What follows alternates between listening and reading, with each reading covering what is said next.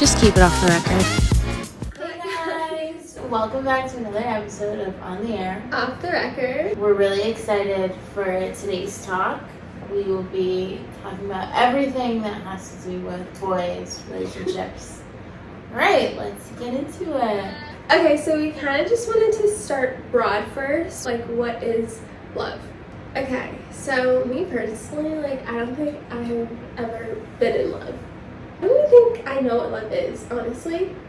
I feel like I have been infatuated with people, and that infatuation turned into obsession, but I don't think it was love. I think it was just me wanting to be loved. I guess love to me is just that it's supposed to consume you, but not always in the right ways. There have been people that I loved, but was I in love with them? No. I feel like if I was in love with somebody, I'd know the difference. I've loved people, but I don't think I've been in love. Okay, so now that you put it that way, I agree. Okay. Saying love is hard for her. She hates it. Oh, speaking of. Oh my god. These people that we say we love, we definitely gave them way too much credit because I don't remember the last time either of us had an actual boyfriend. I guess that leads into our next subtopic of talking stages and labels. I have been in about 15 talking stages and I've had 2 boyfriends. I'm the girl that guys can talk to for months but can't get into a relationship with, and then the next week after we stop talking, they have a girlfriend. And it's annoying because after a while you start to think that it's you. We have morphed this whole process of falling in love with somebody. It used to be so easy. You see somebody that you like, you start dating, as in going on dates, and then you become boyfriend and girlfriend. It's that simple. Somehow, over the years, we see somebody we like, we might go on a few dates, and then we're talking. And we're talking, and we're talking, and we're talking. And then it just ends. Yeah. I think it's because now no one wants a relationship. Everyone just wants to hook up. I hated saying yeah, I'm talking to this person. Because what does that even mean? There are so many blurred lines. Mm-hmm. There's so much that either party can get away with, and it's all justified because we're not dating. I hate that. Literally, why is that even a thing? I was talking to this guy for 10 months. It was during COVID times and everybody was just so desperate and popping pussy everywhere. It was crazy. I liked him a lot. I obsessed over him. I was a completely different person around him. Towards the end of it, I ended up finding out he got another girl pregnant. This was only the second guy that I've ever said to. And I couldn't help but feel embarrassed. I just went through this huge heartbreak for somebody that I couldn't even call my boyfriend. Nobody deserves to go through that. I've been on both sides of the equation. I was talking to this guy for 8 months maybe.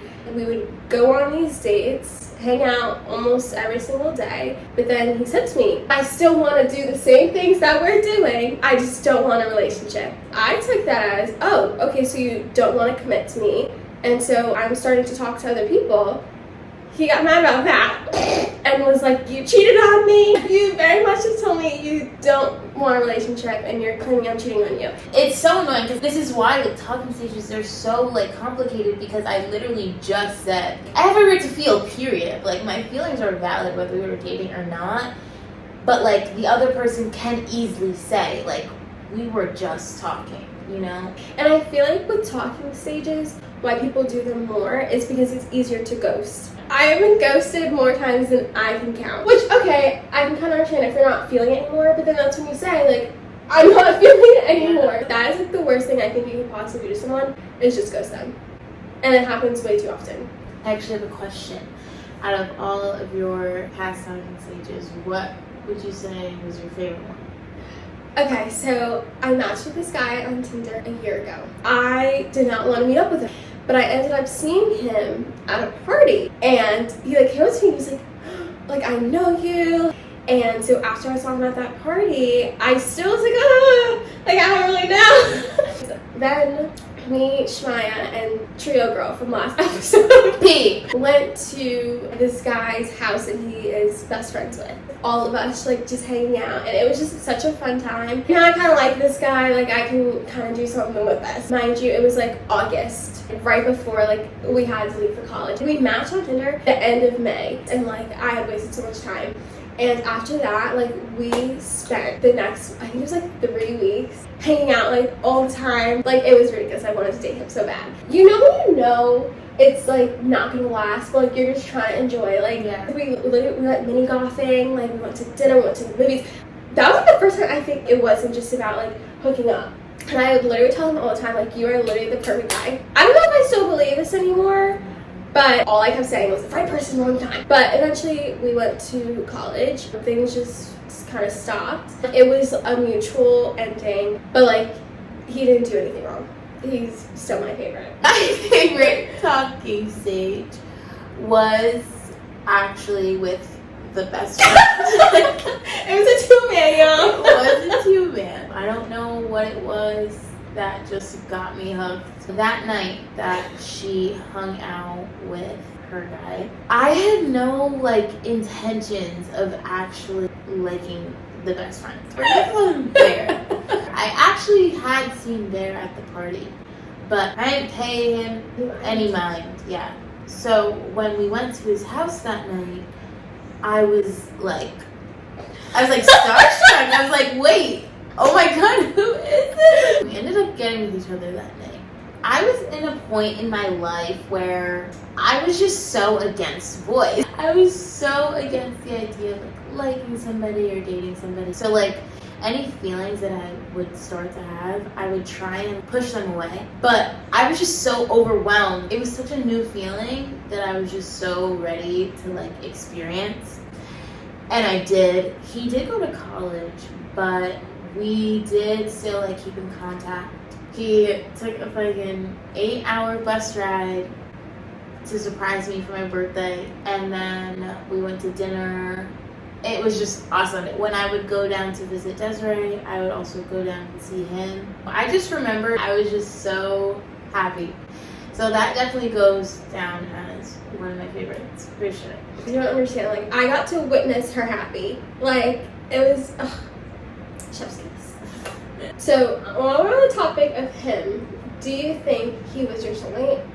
Well, I don't know, like, explain to me what you think a soulmate is. I don't believe in, like, soulmate in, like, a relationship type of way. I believe in soulmates in, like, a friendship way. I believe Shamaya is my soulmate. I believe we were meant to meet, go through life together. That's how I see it as. Even if it wasn't meant to last, do you think you were meant to meet, learn from each other? When you put it that way, yeah, I do think that he was my soulmate. This is just perfect timing because Baron, what do we call him? Rod.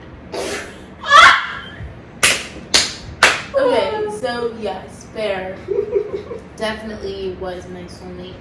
But I also think the other two actually, could have been my soulmates as well because I did learn from them. I definitely could have gone my life without that. Like, I definitely did not need that. They're 0.5 soulmates, but they're definitely soulmate. Let's talk about soul ties. Because I feel like everyone has different definitions of soul ties. My definition of what I'm going by is you're literally giving someone your energy. Like, I feel so drained each time that like I hook up with someone. A piece of me chips away. It just feels like my energy's gone. And I think that's what's causing the draining feeling. I don't really know how I feel about soul ties.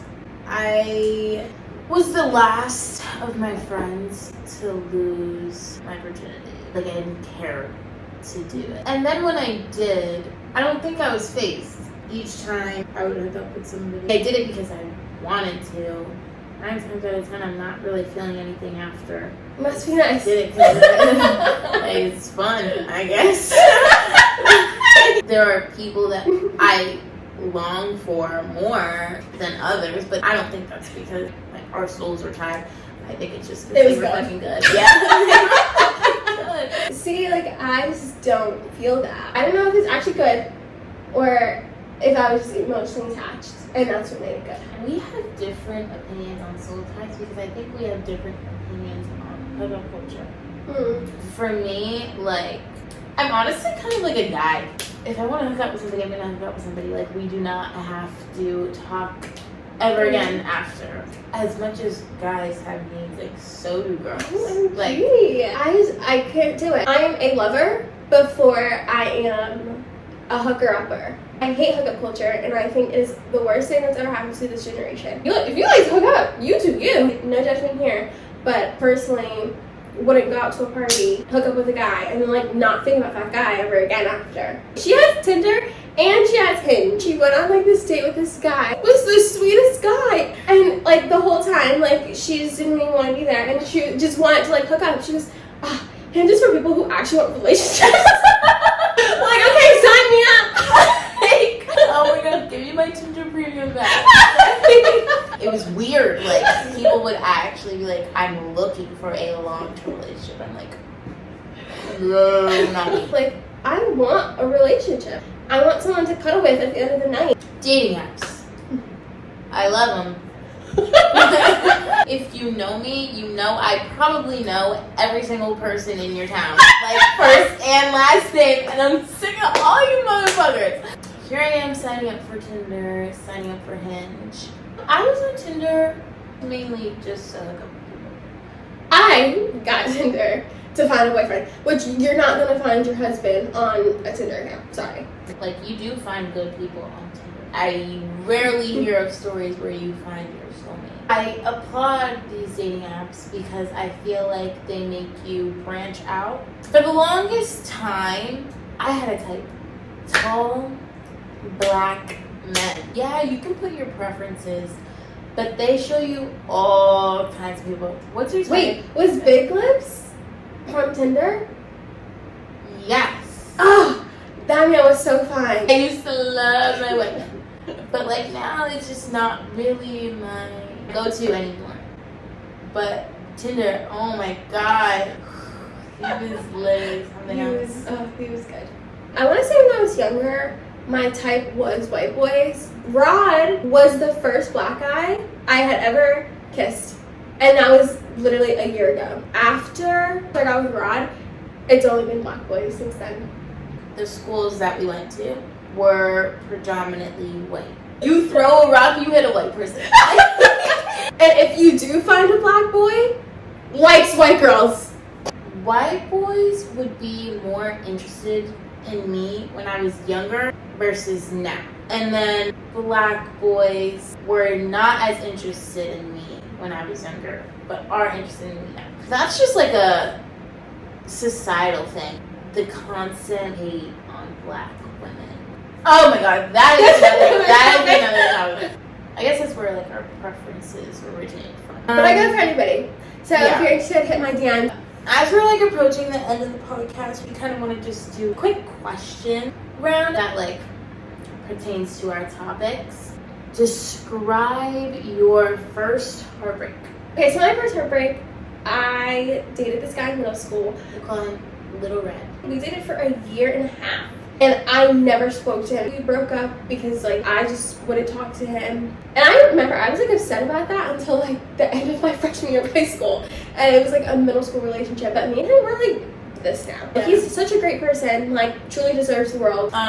First heartbreak would also be from my middle school relationship, which was my first and probably last boyfriend literally ever. He was the first boy I said to. He was just a shitty person, honestly. I was young and didn't know the first thing about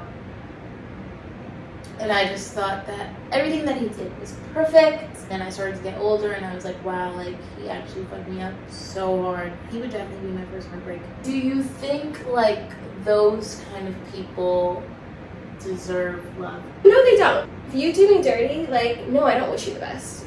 Sorry, not sorry. I do think they deserve love, but then I also think that they deserve to have it literally ripped away. They deserve love and heartbreak in one, like times 10. Exactly. Oh, there's like a quote thing.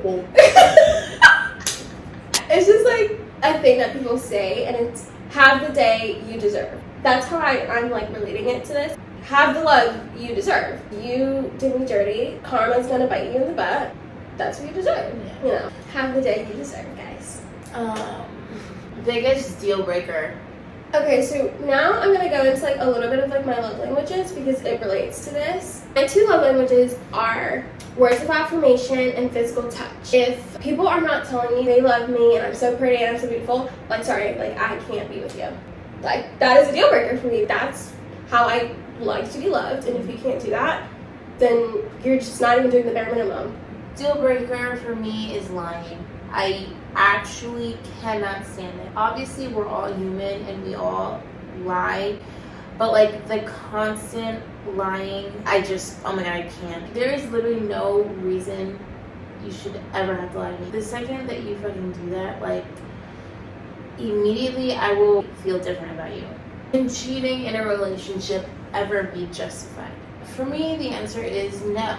Cheating is a choice. You make that choice. What do you think is your greatest quality when it comes to like relationships? You go first. Mine is that I'm super empathetic. It's so easy for me to like pick up on somebody's like emotions. If I can feel the love that somebody has for me, I'm gonna want to reciprocate it times 10. Okay, so mine, kind of like what I said earlier, like I am a lover. I put people's needs before my own. I would drop everything for someone that I love. I bring the love to the table. Okay. Now we have a crazy thing. I have one, and it's more PG this time. I used to bite my toenails. I used to fully just I was flexible, so what can I say? Something that I do is I sleep with my eyes open. Yeah, it's so creepy. Now you know. Keep it off the record. Alright guys, that's all we have for today. Thanks for listening. Next episode, get ready because we are starting to bring in guests. Make sure you subscribe to our channel. And if you're watching this on Spotify, make sure you leave us a review. If you have any ideas on like what we can talk about or like questions you want us to answer, definitely DM us. Yes. Bye!